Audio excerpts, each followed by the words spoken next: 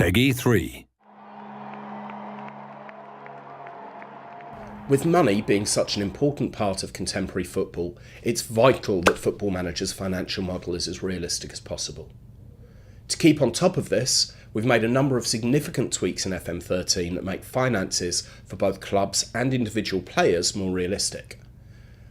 One significant change is that each country's specific tax regime is now taken into account when players negotiate their contracts. So if two clubs in countries with different tax rates are offering similar wages, the more mercenary players will factor that in and choose to go with a country with the lower tax rate. You can now see an estimation of what players will be paid after tax at the bottom of the contract negotiation screen, so it's worth doing some homework now on tax regimes to see how this can help or hinder you, depending on the country that you're planning to manage in. We've also spent a lot of time looking into the effects of the current recession on global football, and we've dug deeply into the finances of dozens of clubs at different levels from around the world. All of which has not only led to FM13 having a more accurate financial model, but it also adds an extra element of challenge. One of the things that we noticed when doing this was that we were actually massively underestimating non-football costs, which essentially mean things like rent and the wages that are paid to non-footballing staff. By improving this area, we've been able to make the clubs operate more like their real-life counterparts.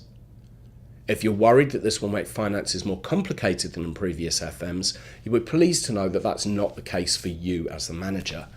This is because you can now also see what your projected finances are for the coming months and years, which help you plan.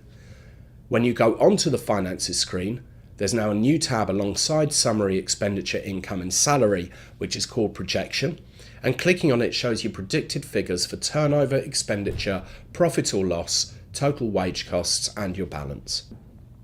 It also displays information projecting what player wage bills will be for the next 3 seasons.